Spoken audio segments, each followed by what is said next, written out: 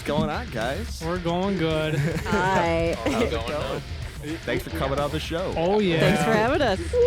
Hey, guys. Today we have Trash Pandas on the pod. Hello. You guys want to just go around and give an intro for yourself and what you do for the band? My name's Derek, and I hit the big oonga boonga. I'm Lacey, and I sing stuff. I'm Jacob, and I play the strings with a guitar pick.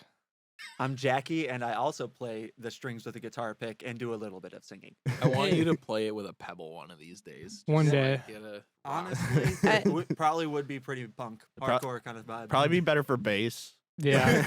I knew a guy who used the clips from bread bags to play That's guitar. awesome. That's badass. I mean, I guess in a pinch, huh? They're cheap. Literally. You get some real good slap techniques if you Sure just, could. you know Yeah. what I'm Flip saying? it on the string. Very Yeah. percussive, yeah. Mhm. So, how did you guys come up with the band name Trash Pandas? That's a great question because I don't really know. It was just that at the time it was formed, it was a little bit more of like a punk project, and I thought it was punky and raccoons are cool, so why not? Nobody else in the band had any say in it. I just brought it up, and they were like, "Sure." Oh yeah, TLDR, raccoons are cute. yeah, Mhm. true. I agree. That's it. I was all worried about my trash cans when you guys were coming over here. My bad. I mean, hey, we get hungry, you know. You gotta get some kind of refreshments, you know. You better watch out. So you guys are both the new members too? Yep, you Jackie two? and I were the newest ones. We joined in September. Yes. Oh yeah. Well, Yes. you guys are bringing it down. Thanks. Oh, Yes. Super fun music. So it's one of those things where you got to rise to the occasion, or you end up messed up with it. Yeah. Mhm. Yeah. So how long have you guys been a band? We started in 2019, and I'm the only original member I left. was going to say she started in 2019. I am the second most senior member, and I started in 23. Yeah, So, or it's 22. been- he's the second drummer we've had, and we've had, let's see, there were technically two guitarists before these two came on board. It was always a single guitar band until recently, and yeah, we had 3 bassists, and none of them stuck around. Now we got a computer bassist. Yep, Bob does a good job. Bob, that's the The computer. brother on Yep. bass. I suppose that's the one we should have Oh, introduced. brother. Bob. the Yeah, bassist. we It's should. really Why didn't most- we bring that with? Most Yeah, important part of the band. Yeah. Mm. yeah. Is he in your car? You could go get him. Oh my god! No, I didn't bring him with today. I think he was feeling a little shy. So are you guys all from Wisconsin or? Mostly 3/4. 3/4. Jackie is from some hodunk town called Minooka, Illinois. You pronounced Okay. it greatly there. Manuka. Actually, perfect. Hell Yeah, yeah. Manuka is the place. There's a great park over here called Manuka.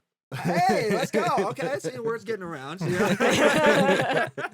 You got cool bike trails over there. Nice. Perfect. Honestly, all you could ask for. I think Manuka's proudest achievement is it has a Culver's in it. So literally, Hell yeah. that's my tie to Wisconsin at home. You know. Can you hold us just a little bit closer? I I just want to make sure the listeners hear your beautiful voice. You know? Absolutely. Yeah. So Jackie's from Joliet area in Illinois. Jacob is from West Bend, West Bend. Mhm. and Lacey and I live in Green Bay, so we're all over the place. Sick. Mhm.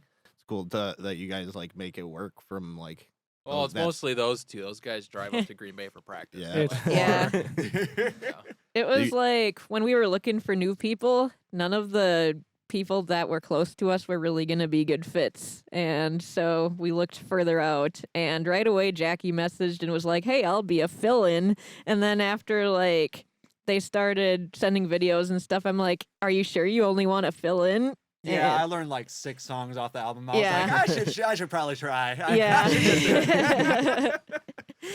Yeah. How did Jacob? So I saw the posting, and my brother tagged me, and I'm like, okay, this could be something cool. I want to play live again. So then I'm like, hey, can I try this? And they're like, sure. And then learned some songs, and then started going from there. And then I got invited to a practice, and I got asked if I like SpongeBob. Yes. It's very important. Yeah. Yes, that really the bonding moment of it all is once we were able to start joking. I think Mhm. that gets it all in. There's Mhm. tons of great musicians out there, but like when you can actually hang out, be chill with the people that you're hanging with, it's nice. It's cool. Yeah. It also shows like in your guys' like live performance like how much fun you're having with it and shit. Oh, yeah. Like, Yeah. Especially that show at the Annex where SpongeBob was on the screen. With our logo, yes. Oh yes. you guys are like honestly like one of my favorite bands to watch just Thank because you. like you got like such a tight performance and like Yeah. it's like really fun music. Thank Like, you. You Thank guys you. you guys throw down hard. It is. It's one of the most exciting parts about just being in the band, like the music is so high energy and exhilarating that we get to play it out so much that part almost becomes the second nature. So you can just have fun, just do all the wild stuff out on stage and Mhm. be able to just be free with it. Yeah. Mhm. Oh yeah. So I'm curious, what was each of your first like Midwest local show? My first show ever was my high school Battle of the Bands with my old punk rock band called the Lubriderms when I was 16 years old. The Nice. Lubriderm. Oh hell yeah! Yeah, we were fire. I can't even buy the lotion, and he's just like, "Oh, that was my band." I'm like, "Okay." Was it named after lotion? It sure is. Yeah. We were a Midwest punk band. We were pretty bad, but I had fun and I learned how to play drums. So that's what that was. There you Oh, go. Yeah, as far as first Midwest show, I grew up in Crivets, so I started playing little bars around there, and we did a battle of the bands too. And at that time, my band's name was Your Friendly British Dentists. And we were just a good old cover band. For those of you that don't know, Crivets, Wisconsin is like an hour-ish north of Green Bay, and they have one stoplight, and that's it.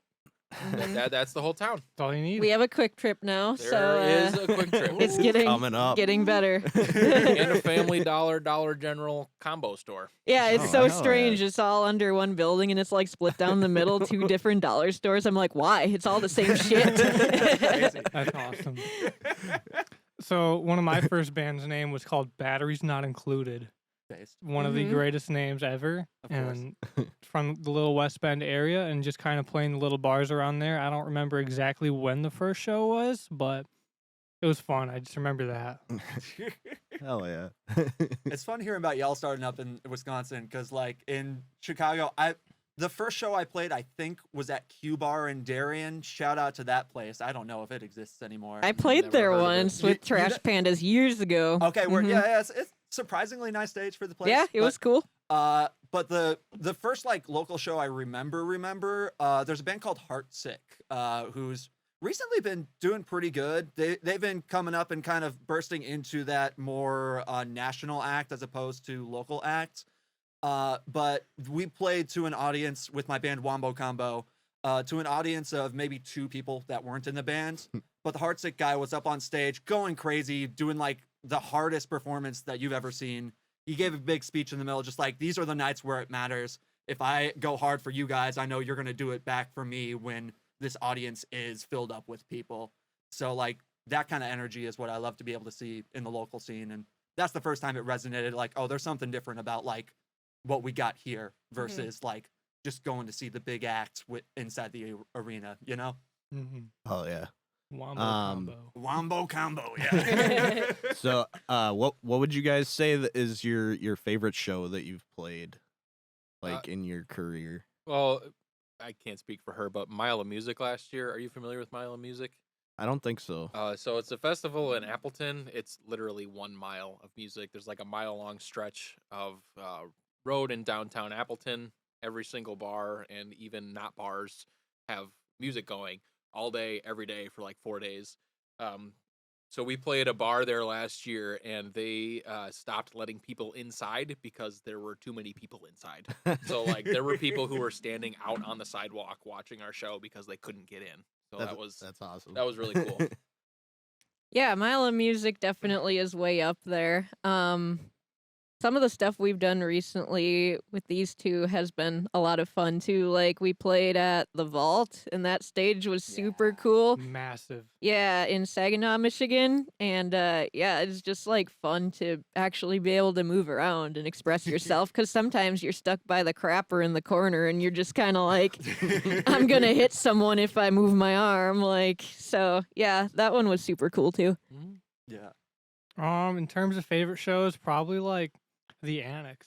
That Yeah, one was that a one fun was- one. that I was was That gonna one was awesome. shout out I the think same that thing. was Mhm. that was the most people I've ever seen at the Annex. Mhm. Yeah, Like, don't same get me here. wrong, I really love that venue, but it can be hit or miss. Oh yeah, sometimes if with the you don't crowd. have like a really big national act there, you don't know what you're gonna get. Right, and I've- not only did people come out, like every band was great that Yeah. night. Yes. Like Yep. not a miss on the whole set. Yeah, it that was was- so sick. Another one of my favorite shows that we did was the 6th Avenue Bar and Grill in West Bend when we played with you guys there. That was fun. Oh, too. hell yeah. A lot of my friends came to that show. It was so That- nice that to one see actually- everyone. That It was was like your bumping. coming out party. Mm. It That- was, yeah, that the was- coming out party. Yeah. I'm a trash panda, guys. Oh, it was like the first one of his local. I'm pretty sure Your that was the local first time I friends. saw you guys too. Yeah, I think yeah. so, yeah. That was the first time I Yes. saw you guys, so Yeah. probably. No, Jacob was hyping up Zeal so much. By the time we got there, I was like, okay, I kind of know the songs now. Right.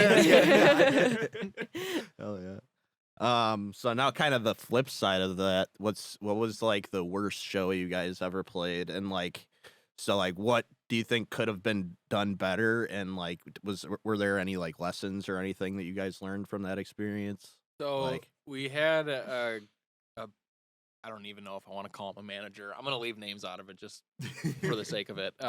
We had this manager who didn't do his job very well. He was not very good at what he was doing.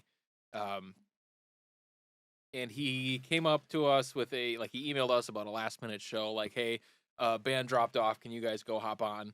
And we were like, yeah, sure, why not? We're not doing anything. And this was the first show he booked for us, right? I think so, and it Yep. was also like the Easter Eve, the night before Easter. So Yeah, Yeah. super great. I'm not gonna name the bar either, but so you get in there and there's a drum riser, and by drum riser I mean like 6.5 feet tall drum riser. So so strange. Yeah, it was odd. So That's taller than Jacob. Even. yeah, the venue started the music like I want to say an hour and a half later than what they were supposed Mhm. to.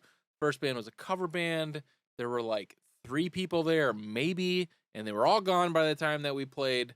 And we got in the car afterward, and I looked to Lacey, and I'm like, okay, I'm gonna bitch, and I'm just gonna yell. Just listen to me yell. That's all I need right now. And I yelled for a good 20 minutes on the car ride home. Yeah, like that night was rough. I mean, not only because there wasn't an audience, but because he was in such a bad mood about everything. Oh, yeah, it was And not good. well, the sound person there was like completely drunk and was wandering on and off stage and everything. Like, His soundboard was on stage, so if he wanted to adjust the levels and stuff, he had to walk going on out. stage to adjust the shit. and That was- like we were running so late anyway, and he kept telling us we had to wait until the rest of the band got their stuff out of the building and whatever. And I don't know, Derek just started like fucking playing. He's like, I'm done waiting. Oh, yeah, that's a good point. Like, I'm Yeah. yeah, I don't know, man. Yeah. So I think although they could have handled it more professionally, maybe we could have too. Some days just get to you, I guess. Yeah, but I agree that's probably the worst show that I've done too. Like we've played plenty of shows where it's like, oh, there's 5 people here, but usually at the end someone's like, hey, you guys were great, and it's like, okay, at least somebody liked us. But yeah, that was interesting. One of my worst shows that I've played, it was in my old band, Batteries Not Included, and we played at like this food truck festival in like Dodge County, and it was just downpouring rain all day. I was gonna say that Mhm. sounds like it could be. Were you fun, but then the outdoors, rain- too? It was outdoors Ah, in like a shit. pavilion. And Trash Pandas played that too, but not that same day. Okay. Our day was sunny. Nice. Well, anyways, it was just raining and downpouring. It was just no fun for anyone involved. Like it was just the band, my mom, and then like 2 other people there that had to be there. So technically playing to basically no one, and worst part is I got sick that day and had to go to work afterwards. I'm like, man. Oh, I That, wanna that be here. reminds me of Bratfest. Are you familiar with Bratfest? I've heard of Broadfest for so sure. we were hired to play Bratfest last year, and it's outside. And we got there, and it's been raining all day, and it kept raining, and it kept raining. So we sat there at the load-in spot, and they're like, "Well, wait till the rain's done, and then you can maybe go on. But we got to keep a schedule. So if your Yeah. time passes, you can't." So we drove all the way down to Madison. It's about 2.5 hours for those that don't know. Sat in the parking lot in our car, waited for our set time. It came and went, and then we left. Yeah, back I home. mean that Didn't was even get to play. that was a hard one because it was like there was lightning and stuff. There was no way they could like Oh, let no, us go on the no, stage, like, you I'm know. I'm not mad at the people. It was just the It weather was- was just like, fuck you. It in was just particular. very sad, Yeah. but we get to play it this year. Hopefully not when it's storming. I swear to God. No, Well- fair enough. I like with the Trash Pandas. I think we've been lucky so far. Where like the biggest like issues we've had at shows. Usually it's in one area, but not all of them. You know, Right. like Mhm. if the crowd isn't there, we're still musically doing good. We still get like a long-term fan out of it. If we do have like a musical hiccup, the people are still vibing with it. Mhm. Everybody's still going. Like I think back to being, I was in college and trying to do music, and I just like was not putting the effort in to be able to take the music seriously all the time. Mm. So that's when you could have shows where like everything goes wrong. Mhm. I remember showing up to Bada Brew, which is closed down now, in SpongeBob pajama pants, like literally an hour late for sound check because I had a class keeping me. And so the sound guy was pissed at me. I was pissed at the sound guy for being pissed at me. So the show was going off late. It like nightmare stuff, you know? Mhm. But Yeah. like now when it's professional, I know how much I care about this kind of stuff. It really does help to make everything smoother. If you have yourself in line, it kind of helps the other people who are there be in line too. Yeah. Yeah, hell yeah. Positive attitude goes a long way. Mhm. No, that's Definitely. huge. Like, and it's really hard to have it sometimes, but Mhm. Sure is. you gotta fake it if nothing else. Yeah. Definitely. So what are some of your guys' favorite Midwest bands? And what- Surefire. Honestly, great shout out. Yeah. Yeah. Oh yeah, Surefire's dope. Is 156 Silence Midwest? Where They're are they? Pittsburgh. Pittsburgh. Okay. Sort of. Victims is Chicago. Victims is Chicago. Victims is pretty good. That's Jacob's big one right there. Mhm. Anytime Victims does anything, I think the band chat gets updated. Like, guys, check it out. Check it out. I'd like to shout out our friends in the Coves. They Mhm. Yeah. are like our little sibling band. I think all of them are like My 18, age. 19. Oh, Yeah. hell yeah. And they've tagged along with us on a lot of stuff, and it's been kind of fun to watch them grow. So Oh, if yeah. you're looking for some good like 9 Inch Nails, Tool kind of vibes, like that's Oh yeah, right up we're your we're alley. actually all playing a show together next month. We Yeah. are, Mhm. yeah, in Sheboygan. hell Yeah. yeah. At that place. I'm excited My to see place. them. Yeah, no, they're super fun. I like their energy and their go get 'em attitude. Heck yeah. Extra shout out to Aether Aura out of Mhm. Northern Illinois.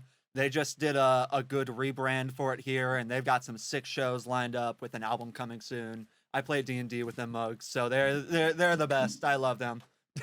Yes. Another shout out. Oh, my bad. You go. Which- Queen of Dreams. Mhm, I love they're those awesome. guys. Like, beautiful female fronted power metal. Like, yeah. their new album is sick too. Mhm. So, Yeah, they just got themselves the new album that came out too. That Queen Yeah. of Dreams is Mhm. really good. Mhm. Jacob, similarly to Victims, send a chat out. Yeah. or- they're like, guys, it just came out. Check it out. Check Oh, it out. Yo Tuma. Yo, Tuma. Mhm. Yeah, Hell Death yeah. we metal. love those Yo guys. Tuma is amazing. Is that Steve doing vocals for them? I don't remember. I to be believe it honest is with you. Steve. Like, we haven't seen them actually since Ryan was the vocalist, which is sad because Oh. we'd like to see the new guy. But Yeah. yeah, they've always been awesome and awesome people too. Oh yeah. Shout out to Still Stayer. They're awesome people. Heck Yeah. yeah. Still stay are the boys. Mhm. Tyler and his 4 different bands. Shout out. I Shout don't know out how he Tyler. does it. The scene always He does. relies on one person in 6 bands. They're a load-bearing local band member. It is Brandon Chastain and Tyler that are Yeah, just that's going it. ham in every Hell single yeah. band. Um. Yeah. So, what's your guys' kind of take on the trajectory of the Wisconsin scene, like over the past few years? It's going straight up. It's to the moon. Honestly, it's gotten better. Like, when Trash Pandas started, we did like 2 shows and then COVID hit. So, Yeah. like, after COVID, it was very hard to get back into it. You go out to shows and, like, everybody is, like, has social anxiety now and doesn't want to come or they're afraid to get sick or something. So, like, for a while, it was just very hard to play live shows and get a decent crowd out. But the more that we play out, it just seems to be getting better. So, I think that lots of positives there. What about you? What do you think? I don't know.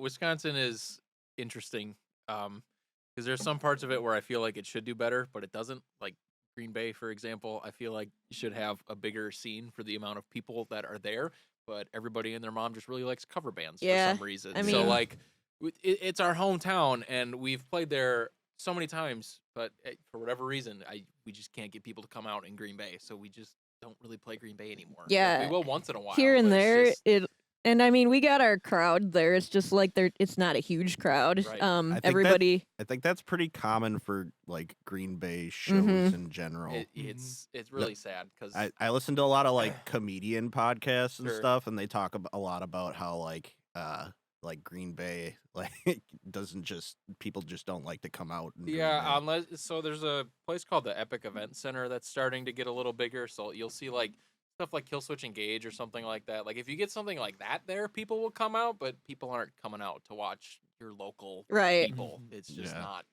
I don't know why. For whatever reason, it's just not what people want to do in Green Bay. Mm-hmm. It's interesting to think about those demographics because you're so right. There are literal towns where like the community just cares about music, Right. And so you can go Right. out there and it'll be good. I think about it because like the first show that I played with the Pandas was kind of like a Green Bay, hey, Mhm. introduced to everybody. Yep. And then I think about the show that we were just talking about. First one was Zeal, and that show probably had double the people that Oh, were yeah. there for it, you Mhm. know. And Yeah. it's like that's the new members Mhm. crowd versus the established one at Yeah. the home there. So Yeah, Madison does a lot better. Milwaukee is hit or miss sometimes. I think Madison is probably my favorite area in Wisconsin to play because it's mm-hmm. it's a younger city, and I think Yeah. that's what helps. I The think crowd's there, I yeah. think one thing that I'm starting to learn is that like college towns tend to be Yes. Stevens Point. Good. Mhm. Yeah, I was Basement gonna- I shows in was- Stevens Point are good. Mhm. that brick house venue. Like, Yeah. have you guys played there before? We haven't done Brick Oh, House. not No. Brick House? Okay. That it was like a cool venue. We were on the floor and shit, but like it Mhm. was cool. Yeah. it was probably Do- like one of my favorite shows that I've played. Oh, nice. But I noticed too, like for like college towns, if the bar like promotes, a lot of college towns will have like a little like downtown area where all the Mhm. college kids are hanging out all the Mhm. time. They put like flyers up like all around Yeah. the little town square, and I feel like that like made a huge difference. You know? Mhm. It sure does. Unironically. Yeah, like poster posting, it's a lost art, but it does the job. Like Mhm. it's and when you have somebody doing it for you at the college, that helps. Mhm. So I guess you were kind of touching on this a little bit, but like what do you feel like bands and artists like in the Midwest could be doing like better to like help push the scene along? For the love of God, stop playing the same city every month. Yeah. Like, seriously. Yeah. It's that weird. It's a growing pain because like when she's right. When you're starting out, you just take any and every show just because you want to get your name established. Because you have to start in your hometown. You can't just go play Illinois or Minnesota or whatever. So you have to establish yourself. But once you feel like you've established yourself, like just every 3 or 4 months, like maybe play your hometown. But just please stop. Like you don't. People aren't gonna come out if you're just playing Green Bay or Appleton or whatever your home city is every month. We've made Yeah. that mistake, so you don't have to. I'd say like improving like your live set, like not having like awkward like silence between songs. Cause like I've been to too many shows where it's like a minute of just silence, and the band members are just like, Yeah, I mean, and it's Yeah. hard to figure out stuff to talk about all the time. At least like the drummer should be playing something, or Mhm. Mhm. I don't know. There's ways to fill the space that isn't always talking to. Mhm. Speaking of live shows, just a public service announcement to any band in there. I'm going to look directly at the camera here. Please please get your shit off the stage like immediately. Mhm. Don't Yeah. spin your drum cymbals off. Just pick it up and move it, because the longer that you have in between sets, the more chance people have of just leaving. So just get off the stage. man. Unplug your Like, cables and get outside, please. Mhm. Wrap them up outside. That's a good one. Absolutely. You got anything to add, Jackie? Oh yeah. Yeah. Totally separate from the other ones here. I vibe with Jacob's thing of let it the full performance be your performance. You know, the whole time that you're up there is time that eyes are on you, so you should treat it like that. I think bands should be weirder. I think that there's a lot of homogenization in what types of bands end up are being able to make it to the prime time in the Midwest scene, at least around Chicagoland, where I'm from. I went out and played what was self-described as a weirdo fest out in North Weirdo Carolina. fest. A weirdo fest, Okay. yeah. I Wonderful. was thinking about mentioning this for one of the worst shows I've played because it was a little bit of both. No. It was a camp type of vibe, so I was like out there sleeping over, but it rained on me like 2 out of 3 nights, so I was Oh, sleeping man. in a waterbed of grass. Fun. But like, there was no artist in even the same genre there that night. It was insanely eclectic, and it was for probably a couple solid years. Like I said, my favorite concert I've ever played at. I think there is something to be said about hearing music you didn't even know you could go to a concert to see. Right. And I would love to be able to have that revived for it. I think there's something to be said about how high of quality the music is right now, especially Wisconsin and Chicago. I noticed a lot of local bands who are releasing records and sound like professionals, you know? Mhm. Right. It's really inspiring to see.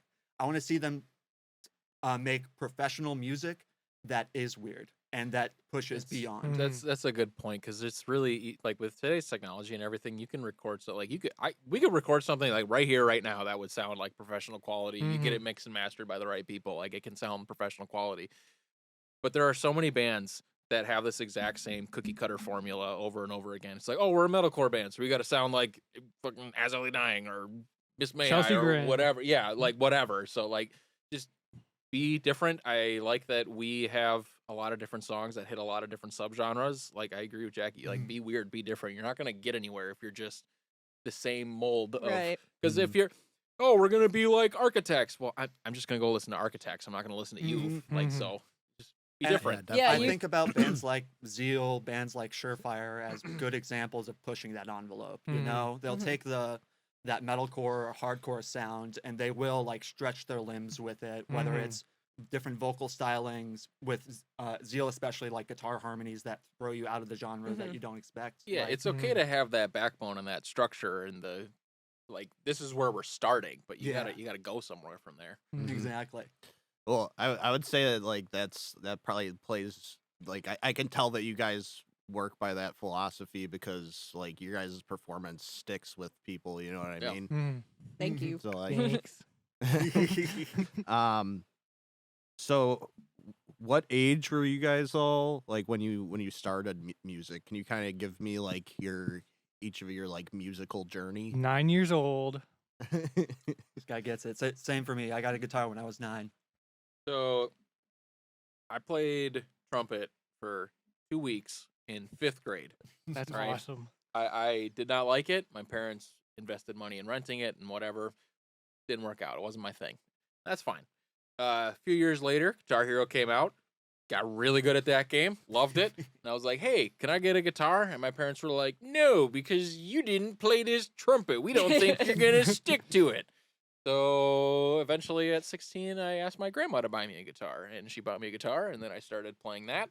And then in my first band, I was originally the singer, but our drummer was ass. So we switched, and I was just naturally better at drums. And that's how I became a drummer. So There you go. been doing that for 15 years now. Yeah, I mean, I've always sort of been a musician. As a little kid, I was always singing all over the place. Like the first thing I did was some school talent competition when I was 8, and I sang an Avril Lavigne song, and I Hell got yeah. I got 3rd place, Which and I one? was pretty proud. It was Skater Boy, obviously. Oh, Of hell course it's yeah. Skater Yeah. Boy. And I don't know. I started playing piano when I was about 8 years old, and I played the flute in the marching band. Like I was pretty damn good at piano for a while, honestly. You should bring that back. Let's put so- some piano in some songs. Come on out. So, although like that could be cool to add to a recording, I do not want to do it live because I feel like I need to be free in this live performance to You do be roaming the stage. that is who I Okay, am, and okay, that is hear my me out, hear me out. performance. Guitar. Guitar. Those Those are They- expensive. They make mobile pianos. Okay, no, but shout out Elsie Binks. It was pretty badass. Yeah. They were all around Yeah. with the Yeah, guitars. I Same mean, with Queen of Dreams. they Allie had it. too, Yeah. yeah. As much as I appreciate the guitar, that is not for me. I need to focus on vocals and vocals only. That is who I You're- am on you're a live bli- performance. Blind Equation. You guys ever heard Yes, of Blind Yeah. Equation? Okay. Blind Equation, their drummer is the drummer in my other band, Exosphere. I love Bill. I love James. They're the best. Everybody should. Cyber Grime, big up. Pay attention. Let's stay on Yes. them. Oh yeah. So What's next? Well, I kind of cut you off, but you were talking about your musical journey. Oh yeah. I Sorry. used to go to, the state competitions for piano and, take first place in Class A music and stuff. So like I was quite good at that at the time. Casual first place. But it's also different to write on piano versus like playing Beethoven, So like although I could crack out some difficult stuff, it's not necessarily as natural for me to just like write a song that would be in our genre at least, So what you're saying is, if I write you a piano part, you can help me play it. Probably, yeah. Okay, It's cool. been a hot minute since I cracked out the keyboard, but yeah, Okay, I know if enough. we combine our four hands, we'll get one piano part out of it. Yeah. Back on, start tickling the ivories. Yeah. Heck yeah.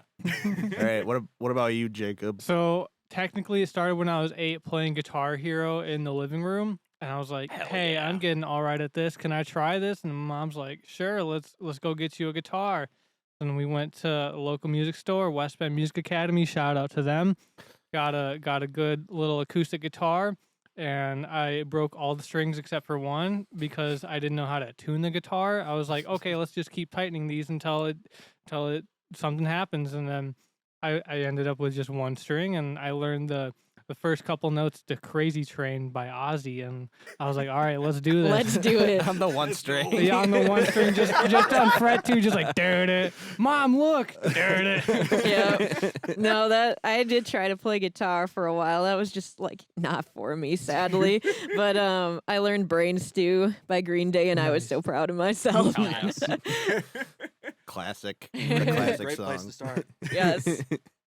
Yeah, then shortly after I got that acoustic guitar, for my birthday, I got an electric guitar, and I'm like, man, this is awesome. And then just kept going with that, and 10 years later, here I am. Mhm. Oh yeah. Thanks for being supportive, Jerry. Yay! Jerry is the biggest fan, and also Jacob's mother. We love Yes. her.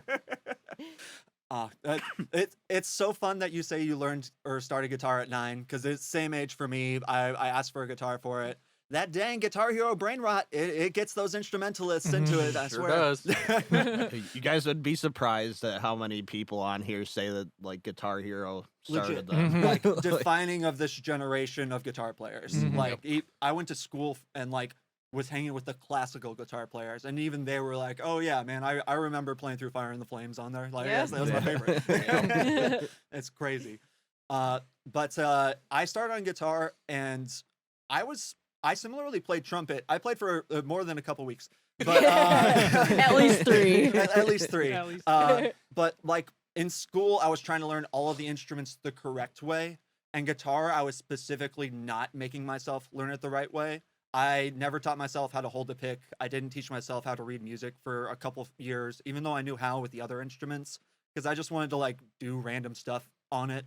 And I think because of that, I've come with some kind of guitar technique that is fucked up, but sounds identifiable to me. At least if you hear like that weird tremolo that I do and half the shit that I have, like you'll be able to tell I'm going insane on it.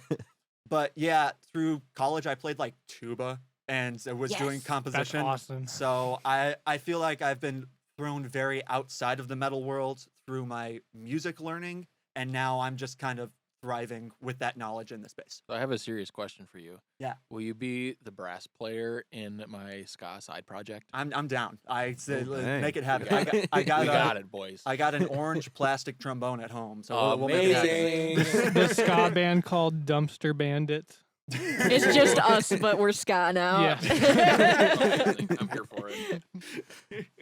Um.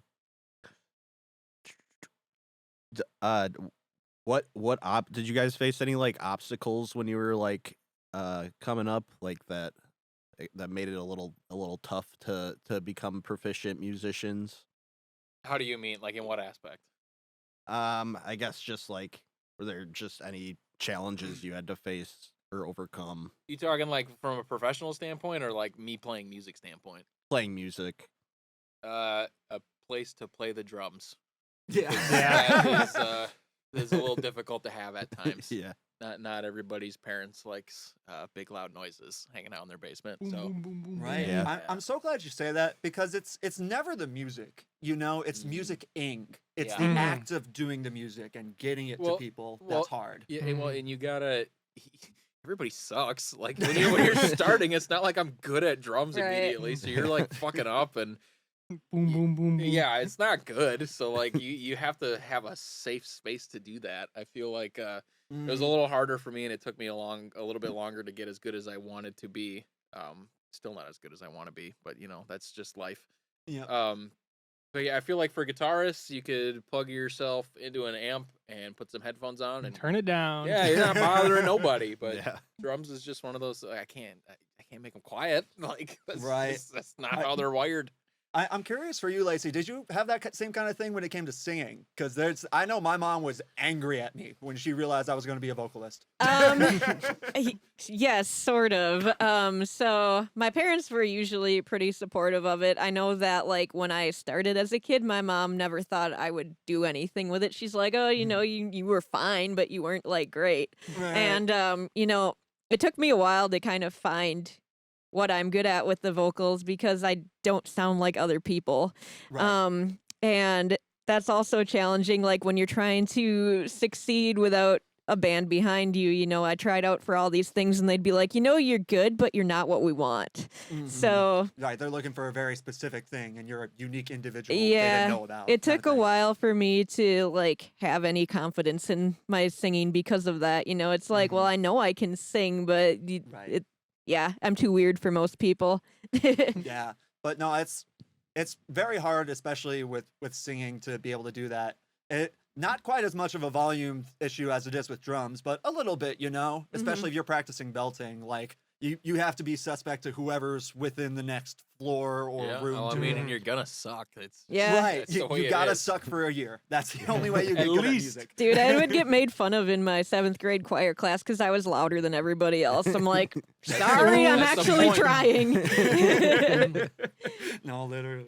So in my first band, I was like 13, 14 when I joined. So like trying to play. little baby. I know. I'm still a little baby. Yeah. So yeah, being 13, 14, these bars don't like a 13, 14-year-old kid going in there to play guitar. They sure don't. No. Yeah. That's true. Yeah, I had a few times where I'm trying to play at Livewire in Chicago when I was with younger band members, and it's always fun. We got to an agreement where they would let the underage band member go in, perform, and then just kick them out after they were done. Okay. Yeah. So here's my tip for underage band members. If they don't ask you, don't say anything. Right. Just Yep. don't say anything. Yeah, Yeah. just play. Yeah. Just go in and play. You're there to play. As long as you go in and play, it's fine. Yeah, just I as go long as in- you're not buying alcohol, man. I go like, in, you're drink good. Diet Coke, play, and then tear down and go Oh, home. hold on. What Yeah. happened I to was the Dr. worried- Pepper? Most bars don't have Dr. Pepper, but Well, they they're do fucking have up. Diet Coke. That's true. Yeah. 19-year-old and his diet sodas. 0 calories is 0 calories.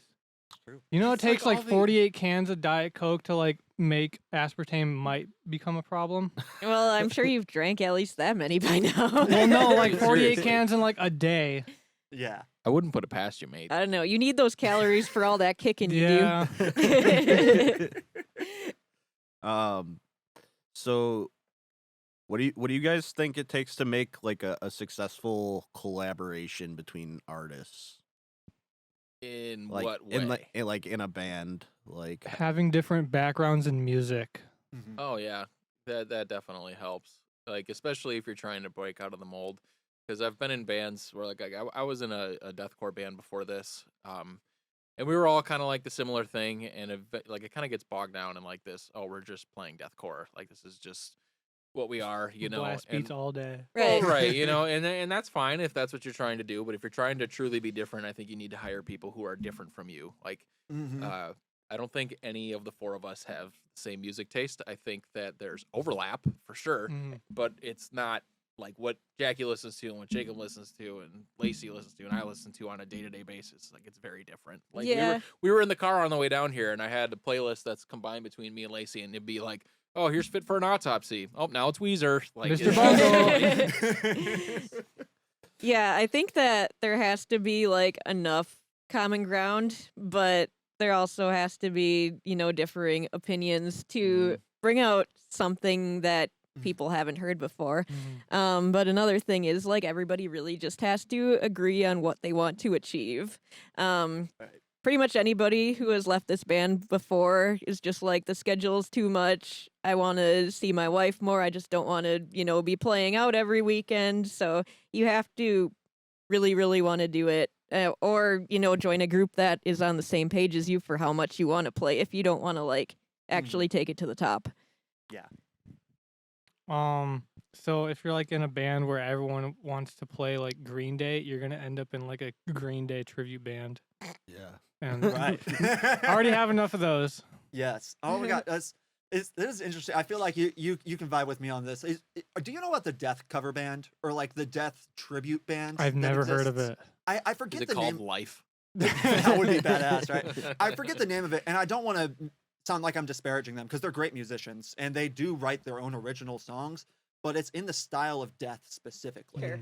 And it's interesting. I can't think of other bands where they do stuff like that, where they say we are strongly influenced by this act and we're going to write as if we were creating the next album from them, kind of thing. Yeah. I like when someone's open about how on the nose they are with it, but there's lots of bands who aren't, or there's lots of bands who aren't as self-aware, and so they will put out, like I think about Chicago type hardcore, and I hear like a lot of singles where oh, that's the Knocked Loose type song that they Right, got there, right. Arf, arf. right. But yeah, being able to have that eclecticism is huge for it. I think that is the number one thing. If everybody is listening to different things, it'll come to a product that has not been made before. So how do you guys like manage your creative differences like in the band? I think we kind of just all write our own parts, more or less. Mhm. I've never been one to write, like, I can't write melodies. I stopped playing guitar for a reason because I can't write my own shit. It's just not, for whatever reason, my brain's not hardwired that way, but I can organize things well. So Jackie will come to us, like, they'll upload something in the drive that's like, this is a completed song front to back. And we'll come to practice and be, okay, what if we take this part and move it over here? Or what if we dumb this down a little bit and move this over here? And, Right. like, then I write my own drum parts on top of it. So I think it's like everyone having their own role, so to speak. Like, you can't have too much competition between the minds, I think, is a big part of it. All that made me think was, let's take Bikini Bottom and move it over there.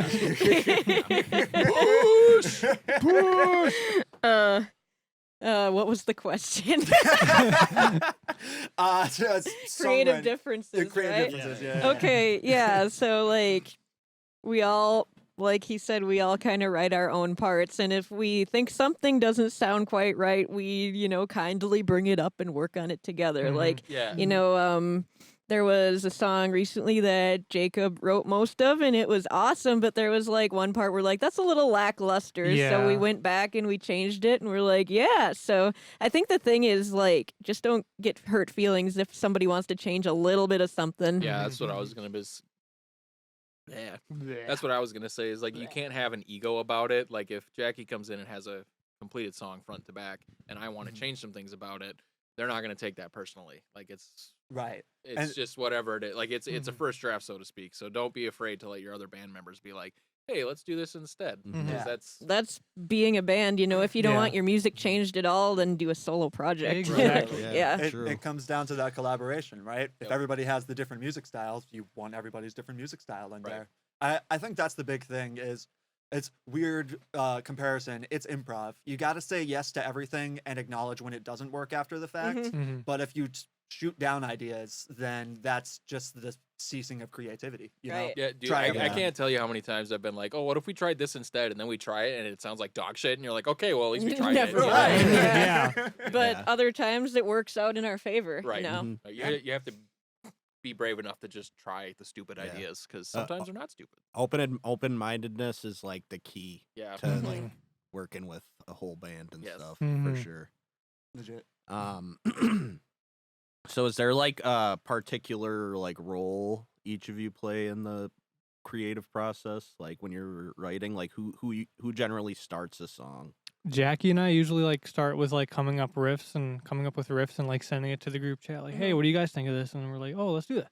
And then we'll Yeah. go to practice and then flesh it out and try to make a whole song out of it. Yeah. I mean, it pretty much has to start with a guitar part, Yeah, Like, I could sing them a song, but are they going to be able to just, like, play a guitar part over what I'm singing? Like, that's maybe, but, I think that's the fun of what's going to be coming is I can tell that there is a method to how Trash Pandas has gone about the writing before, where it Mhm. is starting with the melodic instruments, get the drums put onto it, add vocals as the last one there. Mhm. I'm very interested in changing that coming up.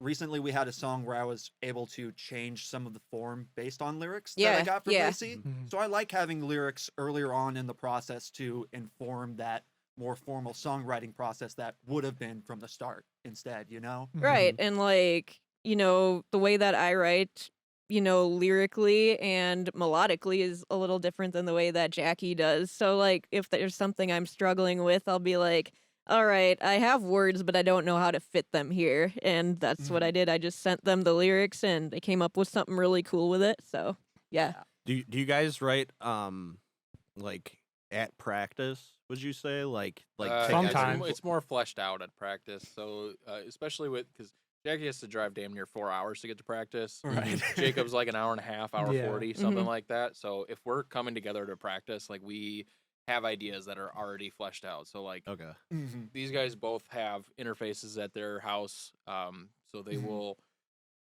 record their tracks. They'll even put drums behind it. I Mhm. personally request it without drums and have a click track so I can be uninfluenced and write my own parts to it. But Right.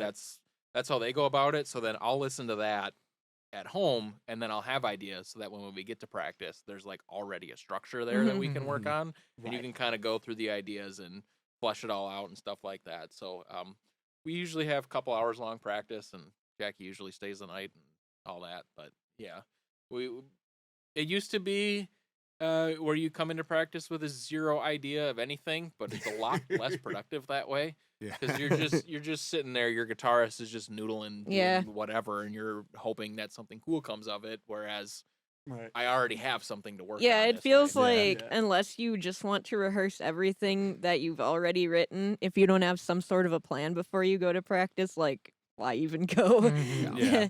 If you're confident in your set and your songs, pro tip, you don't need to practice your set. The If amount you're- of shows we play is our practice. Right. Yeah. If like there's different rules to all that, obviously. Like if you only play a couple times a year, like okay, you should probably practice your set. But if you're I could tell it's Derek was just- having a flashback to bands who he was like, Yeah. oh, Yeah, they might I have needed to mean, practice. okay. Oh, they need to practice.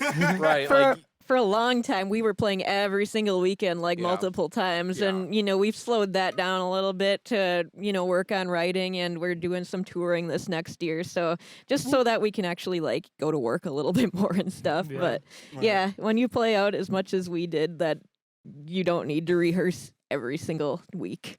No. I practiced at home. I know you do. Yeah. You're a good boy. fucking nerd. I feel so cliche about it, but it definitely feels like the practice is at home and rehearsal is at rehearsal type of thing. Well, you yeah, know? Yeah. Yeah, it's a good thing to have for sure. I ain't at rehearsal doing all my scales, Right. but I'm in my bedroom doing it. That first month of me joining the band to the first show, like those 3 weeks, I was just like no lifing the whole album, just like boo-dee-dee, boo-dee-dee. Yeah. Literally, no, like just every day, at least one run through. Get you know? that muscle memory. Yes. So Gosh, the harmony. so was- are there any like recurring like themes in your guys' music? Well, whether it be like instrumentally or lyrically? I like blast beats. There's lots of time signature changes between 4 and Mhm. 3 that I've Mhm. noticed. It- Yeah, we do that a lot too. I, for whatever reason, I really like a 6-tuplet chime signature. What is that? 3/4, 6/4, Yeah, whatever you 3/4 want to or call it. 6/8, whichever. Yeah. Whichever you want to call it. That's my jam for some Mhm. reason. Yeah, I mean, I write about 95% of the lyrics. Mhm.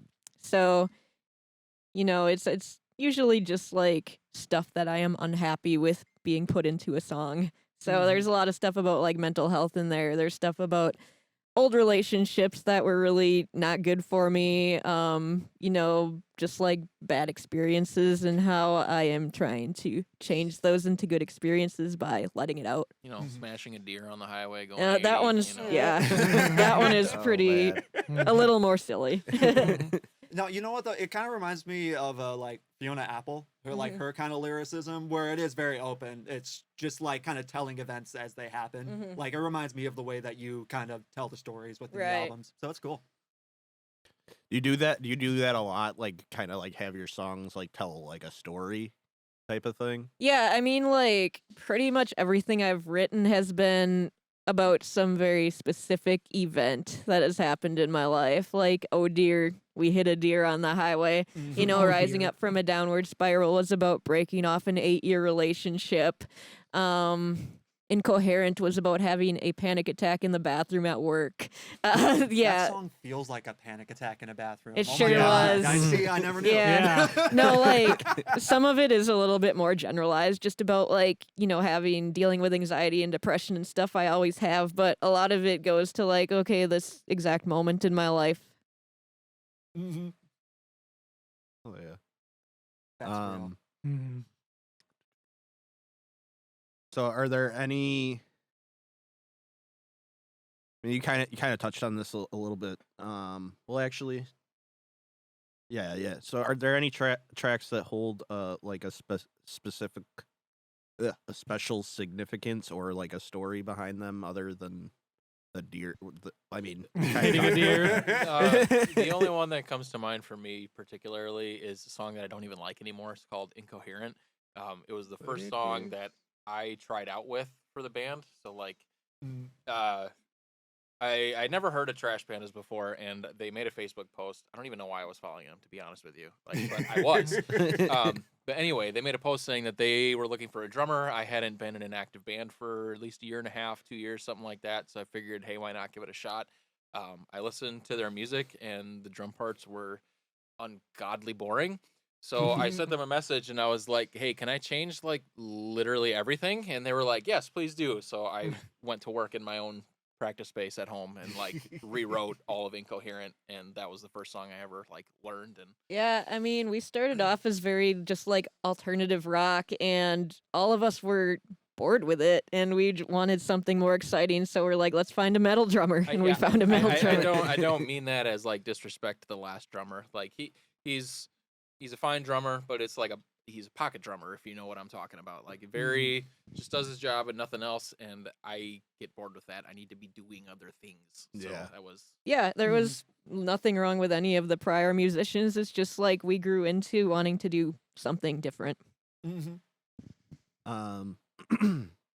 So do you guys want to talk about like your latest like what are you guys like recording like an EP right now, or are you working on singles? working on a 6-song EP. We're kind of halfway there. I don't Mhm. know. Yeah. We got some songs in the drive. Yeah. So We. It Yeah. took a little while because we had to get our 2 new members acclimated because we Mhm. had to get show ready. So we were just basically teaching them the set. But like the last month or two, we've finally gotten comfortable with that. And yeah, we've started writing new material. We're playing a new song in the set pretty frequently now. 2 new songs. Well, yeah, Well, one, new one, to one, us. Yeah. one of them was not yet released, was with the previous members, but there's another one that's these two writing Right. on So it. two unreleased, yeah. one brand new on the set list. Mhm. type of Right. thing. And yeah. then we have like 4 that are Work in halfway or progress. quarter away there, depending. Yeah. Right. We got a cute little punk song that's probably ready to go sooner or later, kind of thing. So yeah. you'll be hearing a lot of it if you're out at a show. Mhm. Big. What would you guys say that like this EP is like sets it apart from your previous work that you've done? I don't even know, to be honest with you, Um, because we're so all over the place. Well, with our yeah, I music. mean we have 2 new members from the last time we recorded, and their styles are just different than the other 2. Mhm. I think everybody's always been into like, punk and metal and things like that, but it's just different strains of it. Mhm. So I don't know. I think this one's going to be a little bit more like out there, and I'm happy with that cuz that's my favorite kind of music. And yeah, we're going to have like actual guitar harmonies because we have 2 guitarists. Hell yeah. We have vocal harmonies. We have a little bit more harsh in the background because Jackie's a really good harsh vocalist. So yeah, Be screaming, yeah. To be fair to Curtis, our previous guitar member, when he recorded, he did have guitar harmonies, but live, he's by himself. Well, yeah, that's so it's hard. yeah. We have so many fingers. Yeah. Right. So he couldn't do it, but yeah, it'll be nice to actually be able to do that live, and like we have been doing that live. Mhm. So Nah, One shout of out the- Curtis. It's difficult to learn his guitar parts. Yeah. So it's- It was difficult for those 3 weeks. I'm just like, man, he's really good at guitar. Yep. Yeah, he and Andy were very good writing together. yeah, Yeah. they did. They did, Yeah. and they're still writing together. Shout Mhm. out Ashaman. Yes. That's right. One of the demos that we're working on, or like one of the songs that we're playing, is working title Scramble. It's very Polaris inspired, or Polaris, however you say it, for guitar Yeah. parts. Should we Polaris. should we pull those up and Yeah. give 'em a Yeah. little go jam? for it. I don't know if we didn't. I don't know if we sent you the one I was talking about. I think we got Scabies and we got that new one, No Angel. Yeah. Yeah, the other one's Scramble. I can send that to you Oh, okay. after Heck this yeah. or something. I don't know if she sent that one or not. but No. that's Should I- okay. Which one of these should I play? Whatever Scabies your little Nation is heart awesome. desires. Scabies is cool. Yeah. Yeah. Let's try that out. I guess I'm I gonna don't download it. 'cause I it'll don't think be- of our as Scrambled as a demo anymore because we've played it live. Yeah, we so played it. That's true. yeah, no longer a demo. No longer Right, demo. This is real. It's a real song that people can hear with their ears. I'm a real boy. If you come to a show.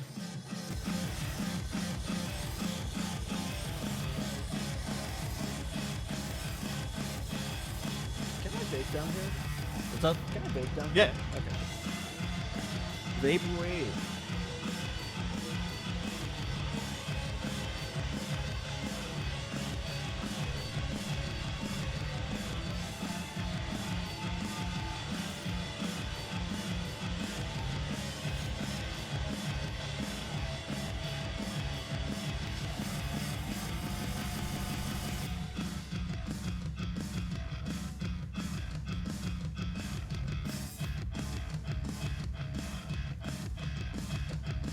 Low key, this would be a crazy Macarena song. It would fit. It's- Yeah. The song is in 4/4. Try and count it.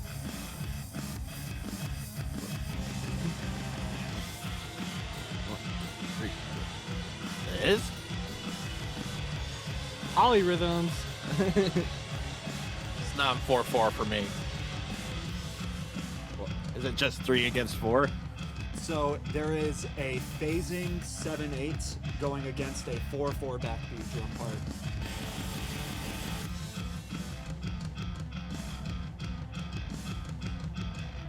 Big chunky parts coming soon. Yes.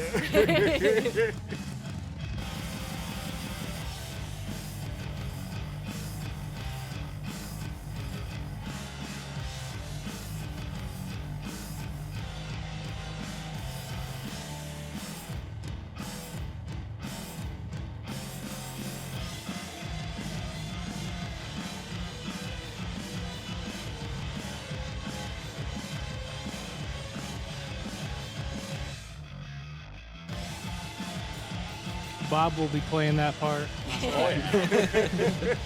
Good old Bob.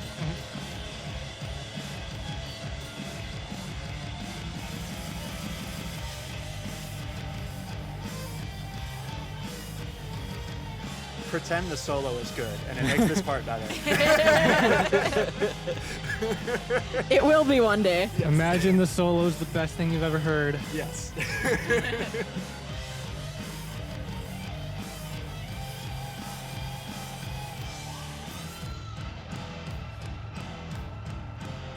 For being a demo, the mix sounds pretty good.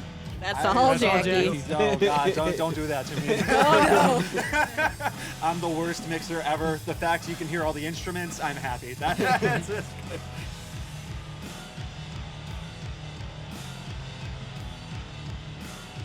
I wouldn't say you're the worst mixer ever. Okay, as long as I'm not the bottom of the barrel, I'll take it. That's good. If we can hear I've heard everything, that's all we need in a I've heard demo. Yeah. some demos that are like, Oh yeah. I've had some demos that are like, Yeah.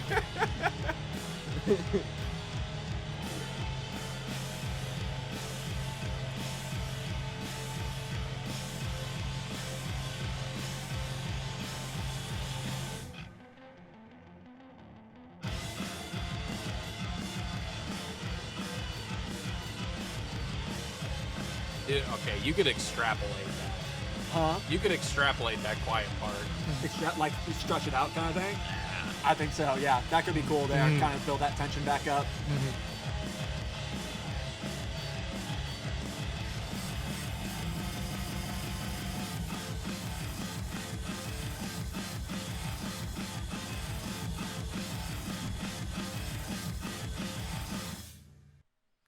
hell yeah. Hell yeah. Sick.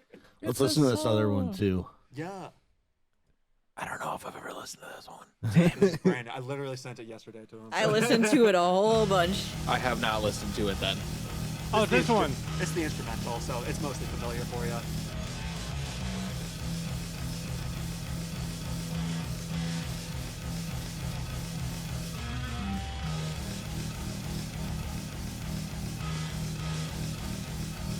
Running in circle type beat.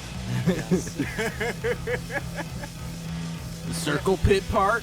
Honestly, yeah. I'm trying to think. There's. Blast beats. Oh yeah. We were practicing this song, and I asked, "Hey Derek, hit me with a blast beat." He looked at me like, "You think I can't do a blast beat?" Like, Oh, blast beats, you say? Blast beats are his favorite, I believe. oh yeah.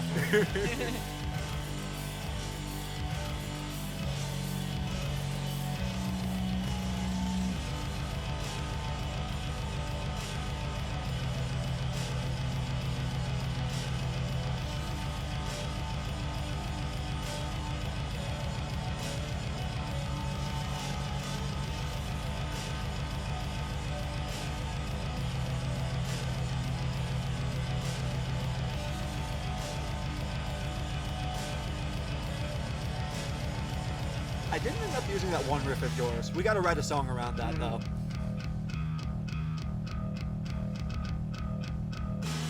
I like how we're sort of writing as we are sitting here. Yeah. Like, let's We're do just this. workshopping as it Yeah. goes. Yeah. It never stops. It never No, stops. exactly.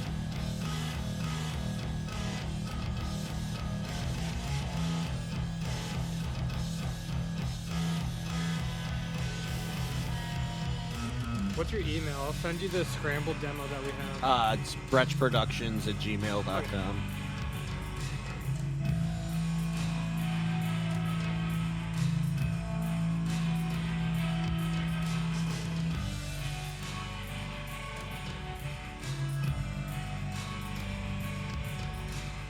A little unexpected after the blast beats.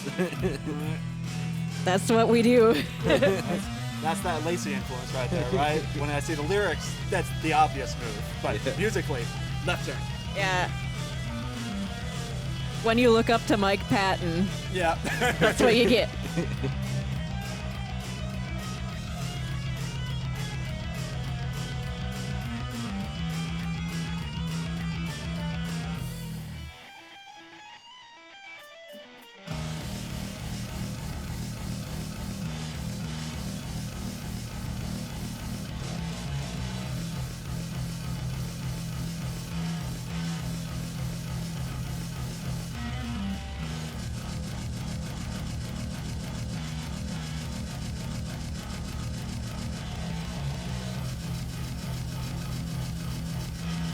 that one with the vocals on it. The Yeah, vocals yeah. that I fudge up at the end, yes. That's the joy of the demo, though. If we show them that one, they won't know what to expect live.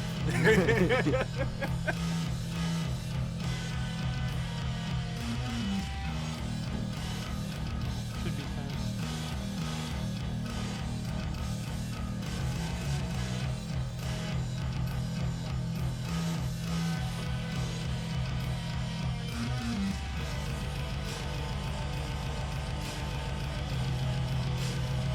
This one has vocals on it. Yep. Yeah, that's cool.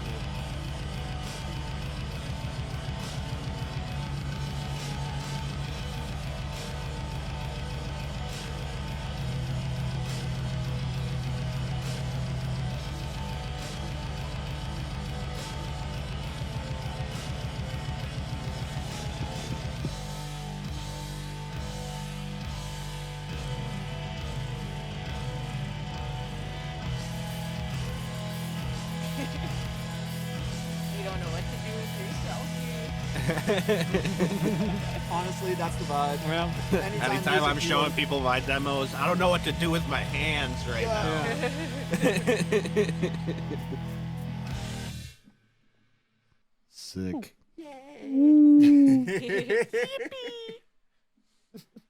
Scramble. Yeah.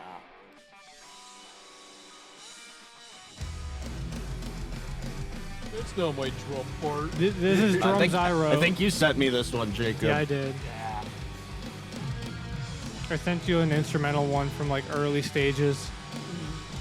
It's a sick song. Oh yeah, the vocals at the end are all changed up now. I was just kind of making it up. Yeah.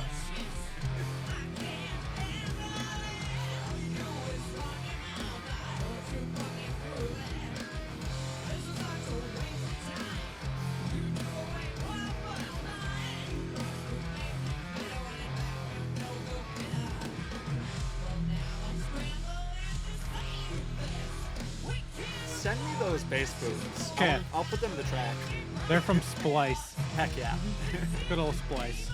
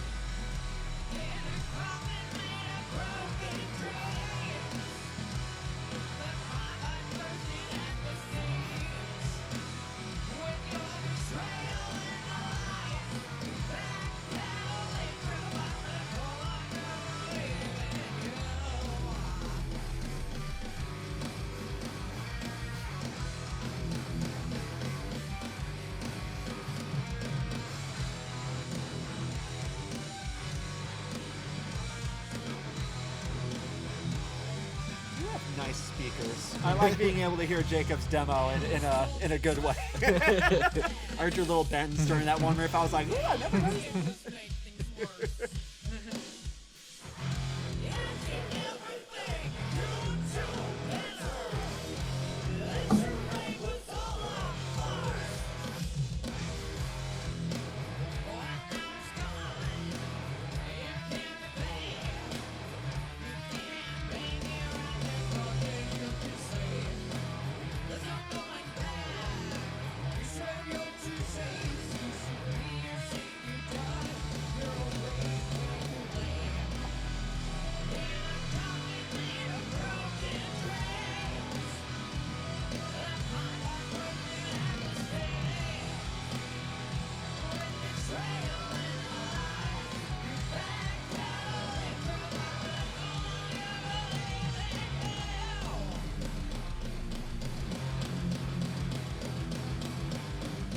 There's words here now.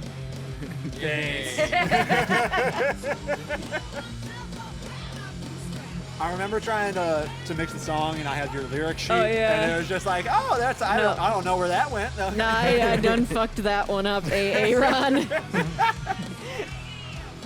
Again, this is why this podcast is so special. An inside look that you'll never hear again.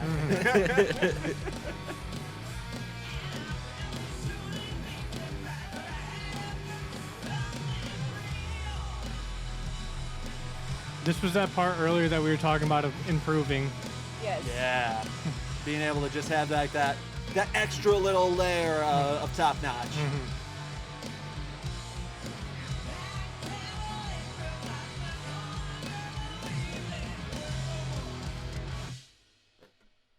Hell yeah. That was sick.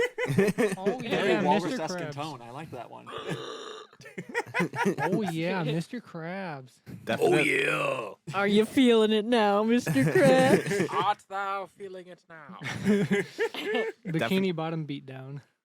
Definitely can see that it's like kind of like all over the place Oh, in like yeah. a good way. Yes. Controlled chaos. Like, I feel like the only like tying thread for all of it is there is some kind of like hardcore cloth that ties it all together. Mhm. Yeah. Whether that extends to like the metalcore half of it or the punkier edge of it, like there's still some of that in there, but yeah, where each song goes individually is kind of like, who knows? Lacey, how did you go about like developing like your like sound? Because like it's very unique to you. Like Thank you. like were there any like inspirations that you like took from to like develop your sound? I mean that's a hard one because like I used to try to sing more like other girls and then I realized like you don't sound like them. Why are you doing this? So like honestly most of my musical inspiration for vocals have been men. Big one was like Gerard Way and you can hear like some of the like whine in there and the dramatic stuff, you know, you Mhm. can hear some of that. Mike Patton, he's all over the place. You know, even more so than me. But I don't know. It was just finding like you aren't like anybody else, so you have to develop something that's unique to you. And you know, I do the lower register a lot more. For the past 2 years I've gone to a vocal coach who has helped me, you know, just strengthen what I already do well. Mm-hmm. So, yeah. Oh yeah. I think it works really well in a music context to nerd out in too much of a music analytical way. The way that voices are able to cut the best in this metal style of music is when they do have not shrillness, but a cutting type of treble upper mid Mhm. that will push through. Mhm. And that can either be achieved by some dude with too long of hair screaming in a range that does not belong to him, or it can be done through this really good vocal training where Lacey is able to allow the full richness of her vocal timbre to come through. And so it lets it cut, even though there is all these high gain instruments going on around it. So I was trying to like kind of like put like a finger on like what it like reminds me of. And, like the closest thing I could think of is like almost like that like 80s like hair metal style. of, Legit. like, yeah, yeah. like we get comparisons to like Iron Maiden a lot. Yeah. And you know, obviously we don't sound like them, but we have enough similarities with things we do that I can understand where that Mhm. comes from. Someone in Michigan called us ska. They don't Yeah. know what ska As a huge fan of ska, that is just blatantly wrong. I I don't mean, think we get there. if you listen to like Penthouse and you know some of the punkier stuff, maybe a That's little, not ska. but No. we don't got any horns. No. It's always funny when like some fans like come up to you and like tell you what they like think you like you remind them of, and it's like Mm. we remind you of that. Some guy- Like, what? Some guy who blatantly had not seen our performance at a festival once came up to me and started talking to me because he like thought I was pretty, I'm pretty sure, but he's like, "Oh, your performance was so good. You sound just like Amy Lee." And I'm like, "Bruh, you weren't here." I was sitting over in the corner laughing my ass off. Someone also said like theatrical punk. I think what was the Yeah. last show someone said that. I mean, to a degree. I mean, that kind of sounds well like with like hardcore elements and Mhm. stuff Right, like yeah. that too. Yeah. Like Shout out Lou Kelly. About 2 months ago, we mentioned theatrical metal, and I thought of an artist, and I just remembered it. Lou Kelly is a crazy musician. I think he's from the Midwest as well. But he releases theatrical metal. It's insane and makes no sense. You should listen. So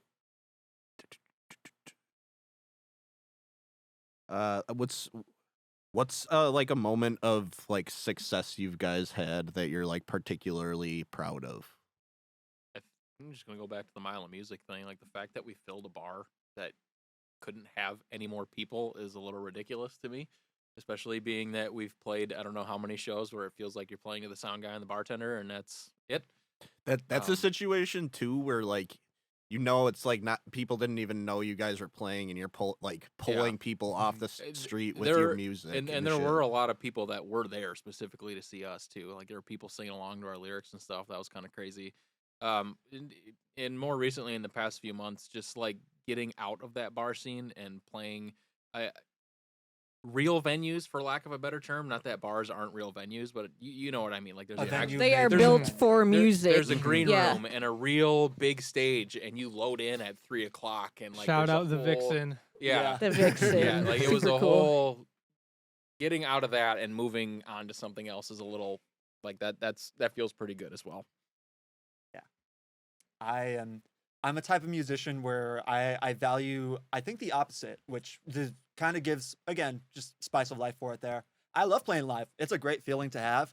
I get so much more enjoyment out of a recorded product. I think that being able to have released music consistently that gets better through my life is something that I always strive for. And so hearing the new singles that we got, I'm excited for when those come out, because I Mhm. think that'll be the first thing I can say, like, full-heartedly with my chest, like, oh, I'm so proud that I did this, you know? Right. It's for some reason just the live shows are very cool and fun to talk about, but it's just a thing I did, you know. Yeah. Like in terms of success, I think like people going to your shows that are there to see you and like come and support you. It's very nice to see people Hell like yeah. that. Seeing random people in public wearing our merch is pretty cool. That's always fun. You're driving past the car and they got your sticker on, and you're like, Yeah. I have Yes. no idea who the hell you are. Yeah. There's so many of those for Trash Pandas too. Like I Mhm. see it all the time up here. I work at a local bakery in Green Bay, and I've had people come in and be like, "Hey, you're that singer from Trash Pandas." I So saw like, you on I don't know. TV It's last just kind of cool that people actually do recognize you sometimes, even though you're really not a big deal. I think it's also just what helps about being weird, you know? Yeah. If Mhm. it's something people remember, they're going to be able to identify with it and stick around for it more. There's old Greg baking bread. I saw you on TV last night.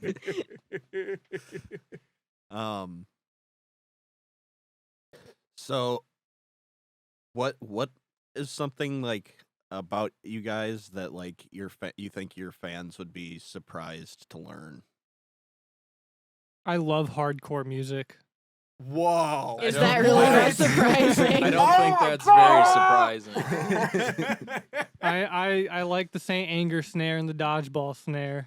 Oh, you know what? I'll join Okay, him on I that. I might Same fire here. you both. Aw, on that, man. Derek's going to kill us on live television. Yeah. I just might. That is. This is the Well, last public appearance of us. Aspects of the Saint Anger snare. Yeah. That thing To a on the point record when- was just like so thin and Mhm. like When, wasn't when mixed you're great. hitting a macaroni pot, it's like you can only like it so much, but when it's like sounding like a dodgeball, it's like, yeah. You need that I, punch uh, behind it. Mhm. It's not surprising to people who know me, but fans that wouldn't hang out with me or know me outside, I am quite a large nerd. I play a lot of Magic the Gathering. I'm quite good at it. I ran a D&D campaign for like 4 or 5 years, pretty much every week without fail. Woo. Yeah. For any D&D players out there, that's a feat in itself, being able to actually get together every week for a significant period of time. You make it a year, you're like Dude, among the 1%. Crushing it. Absolutely crushing it. And I have 100% Elden Ring. Oh, Oh, yeah. shit. That's badass. I guess for me, it like once again, like there's plenty of people out there that probably know this, but people that just like our music and don't know me. I'm basically like an old man when it comes to humor. You know, I love Kevin James, Mall Cop. Dude, okay. this was a very trying part for me in the beginning of our relationship. Is we watched both Paul Blarts. I had to watch both of them. That's just the first one. We watched number 2. Oh, you can't leave the story unfinished. Well, yeah, they stand alone very well on their own. Very well. They stand very well. My favorite series is King of the Hill. Oh, wait a minute. I think I'm wearing it. Are you Hold my really? mic. Hold my mic. Hold my mic. She sure is, guys. Let's There go. it is on the You gotta sun. point to I the I'll tell you camera. what. Oh, yeah. I tell you what. Yes. He's that boy ain't right. Right. Impractical Jokers is another good one. Yeah, I just like old man humor. I don't know. That is accurate, though. I don't think I've put a finger on a word for it, but old man humor. That's about it. You are your father's daughter. I am. Gary would be proud. You sure would be. Chip off the old block. Yep. The first time I went to Menards on my own, I told him about it, and he's like, "Yep, that's my chip off the old block." Rootsy. Yes. Just real proud. Yes. Oh, yeah. They grow up so fast. What about you, Jackie? I Are we really surprised about anything with Jackie? I don't know. I'm very, very all music. I think most people who know me know that I just kind of listen to a lot of stuff. I'm going to interject a little bit. So Jackie frequently stays over at our house on practice days or show weekends or whatever. And I shit you not, most of the time, like 90% of the time that they're hanging out at our house, they got their laptop open and they're working on music. Yep. This is all that this guy does. You want to know what he does for a living? Teaches music. Yeah. So this is like wake up, music, go to sleep. That is it for them. That really has been kind of the motto and grind set lately. It's a good motto to have. Right? But I think it just helps, you know, if I want to write a song like this one I've got in my head where it starts with like an operatic choral thing and then turns into a funk song, how do I do it if I'm not listening to opera and funk, you know? So like I got to know. Yeah, stay in the know. That song's going to be fucked up. I hope you're ready for it. I'm always ready. I'll be mad at you about the time signatures, but I'll get over it. This one's in 4. It'll be okay. No, it's You said that 16. about the last song, and it's not in 4. Technically, it Valid, is. valid. Yeah, with the crazy like Yeah, Yeah, like you know, 7-8 7-8 over against 4 4. casual. Yeah, Yeah. no, nothing. Everything's in 4/4 if you don't count it. Exactly. Adam Healy knows what's up. He gets it. So do you guys have any like pre-show like rituals or superstitions or anything like that? We make a lot of SpongeBob references, and that's We it. do. I think don't- that's, That's more of a every day. lifestyle That's thing. every day. That's a That's- lifestyle. That's before Um, show, that's during show, and that's after show. Lacey does a vocal warm up. And it's crusty cray. Honestly, I have no idea what it is. I've caught glimpses of it here and there, but she absolutely refuses to do it in front of anybody. She will take the keys to my car and go hide out in the car by herself to do these vocal warm ups. But everybody else, I don't think we really do anything. I stretch because I play fast, and if Yeah. I don't stretch, she likes to put like the really fast, harder songs at the beginning of the set. So, You gotta like, come out strong. yeah, no, I'm not. I do what I'm told. I don't get me wrong. Like, it's fine, but I need to stretch. That's it. That's all I Yeah. do. Isn't that kind of like preferred though? Because if you think about it, like wouldn't you rather play the easier songs at the end? See, but you would think that, but the harder songs are actually at the end too. Oh. So it's Every like song this is whole hard for Derek. consistent. Yeah, it's just a consistent barrage. For me. We've gotten to the point where we've taken out everything that is like kind of slower and more boring for us. So it's just like constant energy, that 30, 45 minutes. Something I like to do is just kind of just be by myself and just be very quiet. I Yeah. was told by our good family friend Les that I'm mild mannered before I get up on stage. I'm like, yeah. Mild mannered. God bless Les. I if he's watching, I hope he has all the good things in the world. Him and Mhm. Shane both. Mhm. Yes. Yeah, I think the unspoken one that we haven't talked on yet, and you might see it in frame for us, is energy drinks. I think all the instrumentalists kind of I already rely on finished mine. caffeine for getting it done. Same. See, and- Celsius rep, Monster Energy, and then Sponsor Lacey us. drinks water. I'm Yeah. obsessed with espresso. So Yeah. So for like every other day of the week, I have to have caffeine. On a show day, I try not to drink it because like energy drinks and coffee and stuff really not good for your vocal cords. Yeah. So sometimes like I'll get a headache and I'll take a couple migraine pills instead of drinking caffeine. But the migraine pills have caffeine But in that's them. not the point. It's not necessarily the caffeine that does it to It's you. going It through your is throat kind of thing. yeah. So It's we're the on tour and we're gonna give you caffeine pills, is what I'm hearing. yeah. Yeah, it's like the other crap that's in your energy drinks. Sure. Yeah.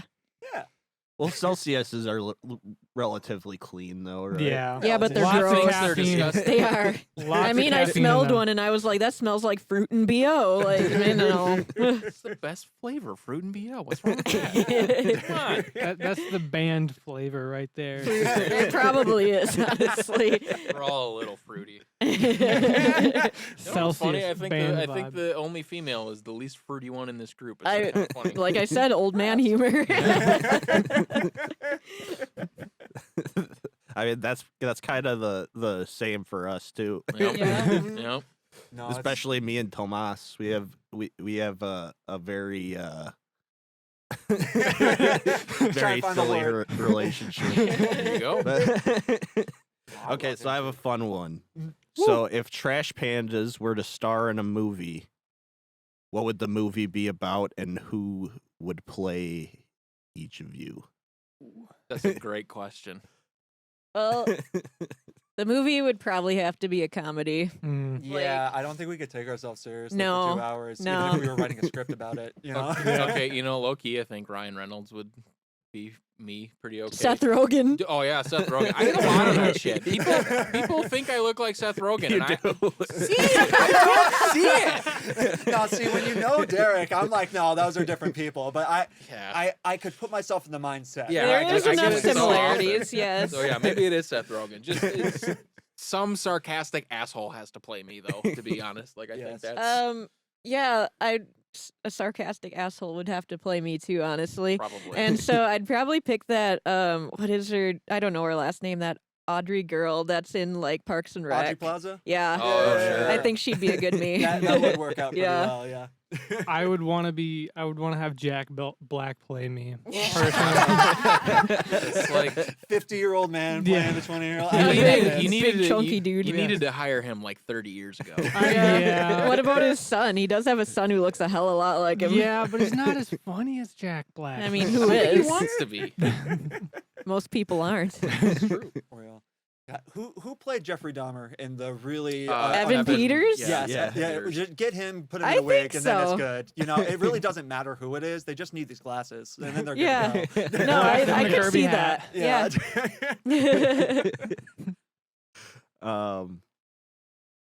What's the funniest or most like unexpected thing that's happened during a live performance? At the first show or the first weekend of shows. Dude. I think we all are going to mention the same thing. So during one of the songs, Jackie breaks a string and then runs back to the guitar case to pick up some more strings. It was in my car, so I ran to the parking lot and then ran Oh, back. man. You tell this story. You tell it amazingly. Okay, God. So I broke a string. I was going a little too ham. I was excited that first weekend, and I ran to my car, sprinted because I wanted to play, and I sprinted back and just ate shit going back on the stage, like face planted in front of everybody. There was an audible ooh from the end. But Green Bay was feeling for me that day. And then you want to know what happened the next day? What? The exact same thing. the same shit. Yeah, Yeah. I Broke another string. I remember very vividly after our first weekend being like, okay, Jackie, I love your energy. It is awesome, but like maybe tone it down. Just like I a was little- like, you you're got to an take 11. it from an 11 to like a 9. Yeah, it was pretty bad. Because, okay, yeah, that happened at Chicago too. Broke a string, ran off Sure stage to did. get a string, ate shit on the way back. Okay, Yep. and Wait, then the exact same thing happened. Exact Yeah, same yeah, thing exactly. happened. No, okay, Same to be thing. fair, Shit again? I ate shit going off stage the second time. So yeah, there's it was some slightly variety. different. Keep okay. in mind, we Okay. started playing at like 1 a.m. at the Chicago show. Yeah, it Yeah, ran it so was- late. It and was, also yeah. popping a string in the middle of the set. That's a stressful thing. Oh yeah. that It- actually happened to me the last show we played too. So Mm. Yeah, I no, feel your it's- pain, brother. Mhm. Do you have like a string locks on your guy? A what? Like the- locking tuners. Yeah, locking tuners. Yeah. Okay, Yeah. that Makes helps it- a whole lot. Oh, yeah, I have a Evertune too. Oh, on Oh, my that makes guitar, it so way easier too. I was able to just, but It's like, still. Even still, no, that's like even if you can do it in 15 seconds or whatever it is, that's 15 seconds of no tune. I mentioned this on one of the last podcasts too, but it was kind of funny, like, because the brick house in Stevens Point, like it's like the stage is on the floor, and it's like one of those where like the glass windows are like right behind you as Yep. you play. Mhm. Like I'm like freaking out. I pop a string like right in the middle of our set, and I, I run back there to like change it. There's people like outside smoking. They're sitting there laughing at me as I'm like trying to change my string. Oh, That's no. the worst. Getting laughed at by the bar patrons for a broken guys are string. not helping. Oh, no. Right. Look at this guy who broke a string. Oh, to finish the story for you though, day Day three, three. Day 3. I did not break a string. What was that fest called? That was Slamoween. Slamoween. Yeah, Shout I once again ate shit. Did not break a string. I broke a tuning peg off of my guitar, Oh, so I had to get that repaired. Yeah. and then had to buy a temporary new one. Because like you slipped while playing, and the guitar Yes. kind of hit the ground. yeah, and, the yeah. D string went first, so Yeah. it was over. That was like your first couple shows. That That was was the the first first 3-day shows. run. Yep. Yeah, what a time! I haven't broken a string since. So yeah, Hey. everybody. We don't want to see you get hurt anymore. No. What's the most like memorable interaction you guys have had with a fan? We had one pretty Brody at recently. the Misfits show. Brody. Or whatever his name is that runs the fest. I forget Yeah, his name. Brody? Yeah. Brody. He's is like, so dude, cool. I love you guys. That's Nah. just Brody all the time. Mhm. Brody is always up here. He's so cool. It's the reason that I had heard about and met Trash Pandas is because I played a show with them with my other band Exosphere. And Brody hosted Exosphere for a show up in Wisconsin, and literally from the first second I met this dude, like it was like we were family, you know, like I've known him my whole life. He's giving me hugs between every song, like Sure is. it's crazy. Mhm. So I think I have two. One of them was just yesterday, honestly. My cousin Les, who we were talking about so fondly a few minutes ago, Mhm. he was like, "Hey, can you text my friend Henry? He would just die." And so he gave me his number, and I texted this Henry guy. I'm like, "Hey, Henry, it's Trash Pandas. We love you." And he was just freaking out. He's like, "Oh my god, this is the most surreal thing that has ever happened to me." That guy lives in New Orleans, by the way. Yeah. Word. And I just sent him a selfie. I'm like, "Yeah, just chilling on the couch, it's snowing here." And he sent me one back. He's like, "I got my hat on." Yeah, he was so excited. That's base. And then at one of our recent shows, this teenage girl came with her father, and she'd seen us before at a different all ages show, but she gave me a picture that she drew of a little trash panda, and she gave me a photo, like a printout photo that we had together from the previous show, and she's just singing along with all the words Yeah. out there, and yeah, it's just very sweet. Mhm. You know, it That's- reminds me of me as a young person meeting Right, somebody I looked up to. So Right. yeah. Whole show. Heck yeah. Okay, well, we're coming to the end here. Aw, So bye. dude. This is an Aw, awesome I had episode, fun. guys. Yeah. This was a lot of fun. So if you guys, this is kind of like my wrap up question. I'm sure you guys know if you listen to the podcast at all, but if you guys could go back in time and sorry, 1 second. One. So if you guys could go back in time and talk to yourself as a young musician, give yourself one piece of advice, what would it be? Let us all be stumped for 5 seconds. I think back to it, and a lot of it for me, I got a late start with singing compared to the other instruments I was doing because of negative encouragement from people who are around you. People are a lot pickier when it comes to singing than it is to instrumentals For sure. because, you know, everybody can sing. So everybody can have an opinion about it, you Right. know? And there's nothing bad about it whatsoever. That's just the nature of the thing, right? But I would definitely go back and tell myself to start singing along with my guitar while I'm going earlier. It helps me to write different kinds of melodies that I wouldn't have before. And it allows me to connect with instruments that I still don't know how to play, which I hopefully will soon. Don't be afraid to mess up. Mhm. There's a lot of times where you like, I'll hear a cool fill or whatever, and you try to put it in your music, and you just absolutely can't do it like at all. Like, don't be afraid of that. Like, it's the only way you're gonna get better is if you try shit that you have no idea how to do. Like, you're not gonna figure it out if you don't try it. Yeah. Yeah.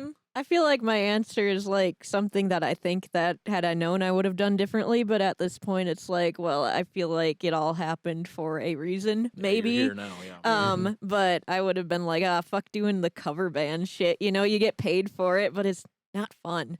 Like Yeah. you got to play all the stuff that you don't actually like to please these drunk Mhm. people. Mhm. And yeah, I feel like I wasted some of my younger years doing that stuff. Oh, don't sweat the small stuff. Yeah. Like, if you are at a show and your equipment isn't right, or there's not a lot of people there, or whatever, like, don't get too bent out of shape about it. And I could still probably use this advice today because I get really heated about some shit that really doesn't matter. But you know, Mhm. I'm just a cranky old man, so Right. But it even after happens the, sometimes. the worst nights still have positive ramifications. Oh, you right. know? Like, it happens a lot where I'm like, dude, that show fucking sucked. We played like ass. Like, I don't like this venue. I don't like this crowd. And then we count the money at the end, and we made like $400 or $500. And you're like, okay, well, you know, It's it not could that it couldn't have bad, been yeah. that bad, you know. Yeah. Right. For me, I'd say to just keep going and just keep going and keep going and keep practicing as much as you can. I'm sorry, was that keep going? Yes, I did say keep going Oh, 3 okay, thank times, you, now thank you. 4 times. Energizer Bunny. Yes. Oh. But- Low-key, that is very apt for you, Jacob. You are Energizer Bunny coded. Yes. Yep. But practice as much as you can, even if it annoys people. Practice as much as you can. Yes. Practice as much as you can. Especially if it annoys people. Yes. That's even better. Mhm. Oh, yeah. Crank that amp to 10 and annoy all the neighbors in the neighborhood with your messy guitar playing Yep. from 0 year to the first year. They don't need sleep as much as you need riffs. Mhm. Yeah, exactly. Drop D all day. Oh, yeah. Well, sick, guys. So I just wanted to pull up your guys' website really quick and let's show the people. All right, I just wanted to show you guys' merch, some of the merch you got going Yes. on here. Buy this hoodie and put it on your skin and wear it to our shows. Brand Put it new. on your skin. Put it on your New skin. hoodie. What a phrase.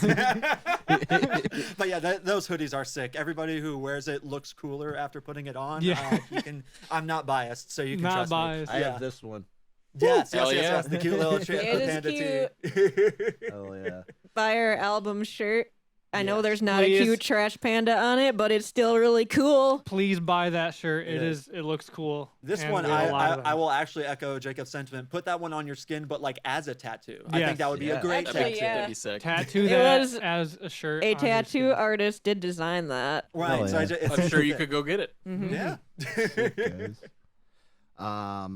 So was there anything else you guys wanted to promote at all, or did we pretty much I nail think everything? we covered everything. Come to Cool. our All shows, right. listen to the music, listen to the Yeah. album a lot. Do some streaming. Yeah, make sure Yeah. you guys check out Trash Pandas. They're banging.